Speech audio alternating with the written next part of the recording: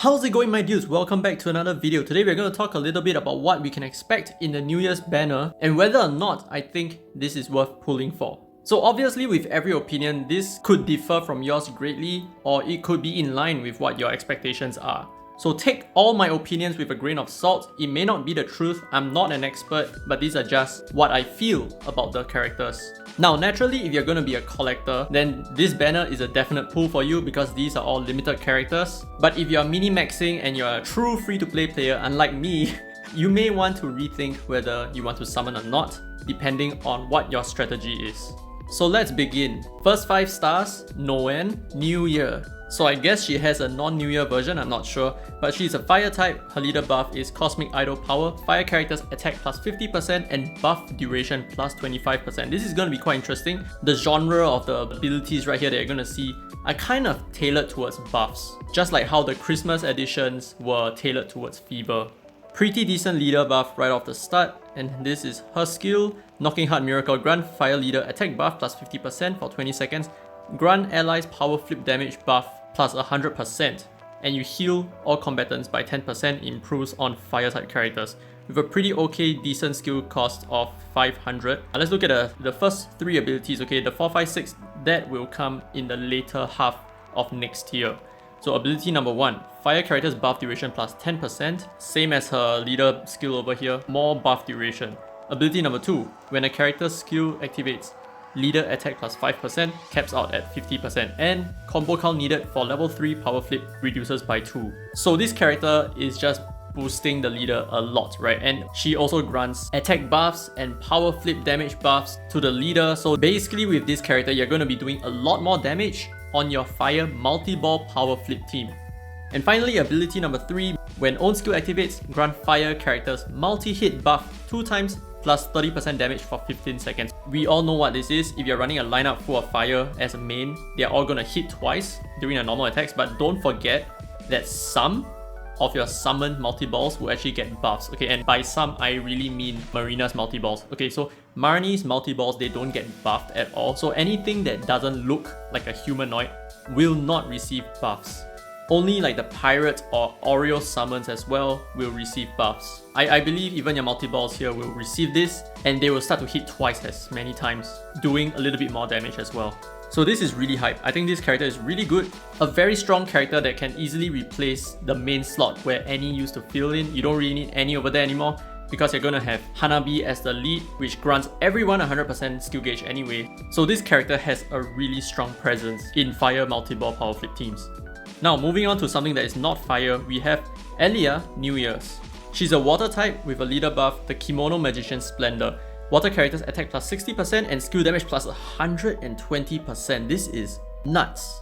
I have never seen anything so much. Okay, so skill damage plus 120%, that is what your typical Clarice has. Skill damage plus 120%, but this one you add an additional 60% attack. So let's see whether is she going to be useful for the Golem EX. Here's her skill, Hagoita Splash. Shooting magic water projectiles towards the closest enemy.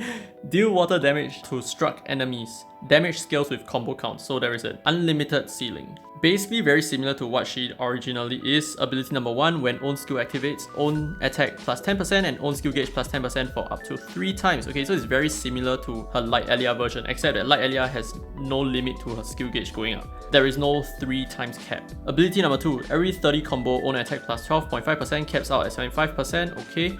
Ability number 3, main, when a water character skill activates, own skill damage plus 20%, caps out at 100%. Own skill gauge plus 10%. Okay, just by looking at this character for itself, I would probably rate it as like above average. However, water teams really need a skill damage nuke, and this is where you get your skill damage nuke. If I do summon her, I would be super happy to build a skill damage team.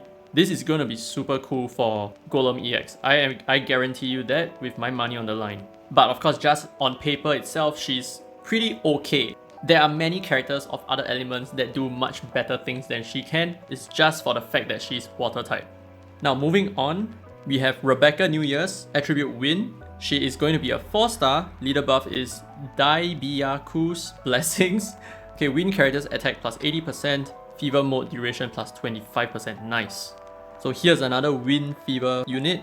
And her skill Fortune Swing, roll an Omikuji with a random chance, a 50% chance, to grant all party members attack buff plus 50%, power flip damage buff plus 50% for 15 seconds as well, and skill damage buff plus 50%, and you fill your fever gauge by 75. This is a lot of buffs that is happening over here. But of course, this is just based on probability. You have a 50% chance to get any of these buffs. So that's kind of iffy, because here's the thing, okay, attack buff is great.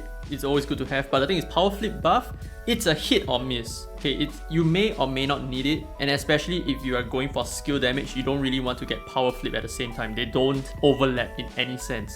And the fever gauge is kind of nice with a pretty low skill cost. I think she's okay if you want to have some fun, but other than that, she's kind of weird. Ability number 1, when self has attack buff, party members attack plus 7%. Caps out at 35%, that's not bad. Ability number 2, when self has attack buff, power flip damage plus 10%, caps out at 50%. Ability number 3, during fever, winning characters attack plus 85%. I'm quite surprised that she has nothing that has any relation to skill damage. So basically this is going to be another power flip unit, so to speak. So I guess if you get a skill damage, then it kind of sucks for you. But anyway, I think she's just alright. I wouldn't be too excited about her. I mean, she's kind of fun to play, I guess, but in terms of practicality, not nearly as useful as I would hope. Okay, moving on to Yuel New Year's. He is going to be a dark type, no longer a water type, still retaining the 4-star rarity over there. Leader buff, Chef Spirit, dark characters HP plus 20% when dark characters HP is at or below 50%, basically enmity. That characters attack plus 60%. Sick. Okay, when battle begins, party members receive damage equating to 10% of their max HP. This is, okay, this leader skill is receiving damage equal to 10% of their max HP. This is going to be super important.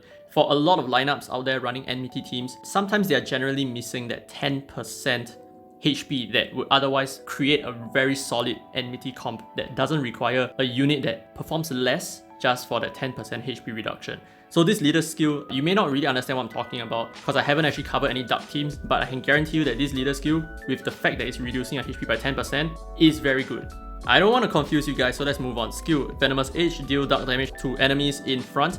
Inflict poison debuff, 6,000 damage every 2 seconds for 20 seconds, so that's 10 ticks of 6,000 damage, or 60,000 damage is not much. Grant party members attack buff. Ability number 1, while own HP is at or below 50%, party members attack plus 30%. So as long as you can push his HP down to 50% from the start, your party is going to get 30% from the get-go. That's kind of big.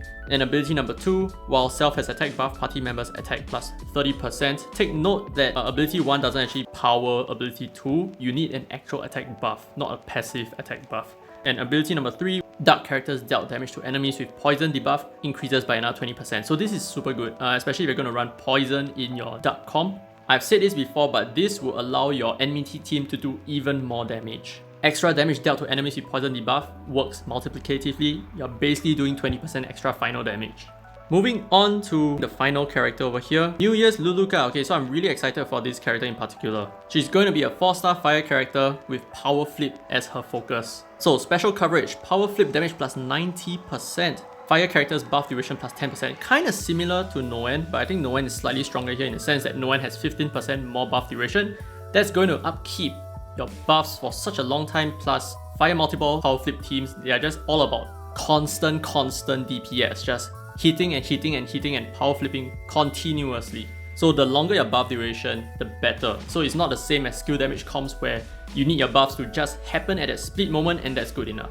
Now let's take a look at skill Calligraphy Consecration. Grant allies power flip damage buff 120%. This is good. This is really good. 120% for 25 whole seconds. So if you couple this with Noen's leader skill, if you're going to run Noen as a leader, that is, that's going to be like super long, right? 30 plus seconds.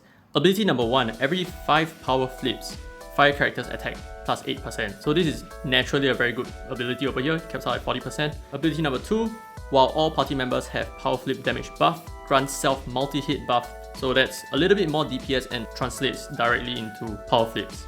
Ability number 3, as a main, party members power flip damage buff duration plus 35%. This is really quite interesting.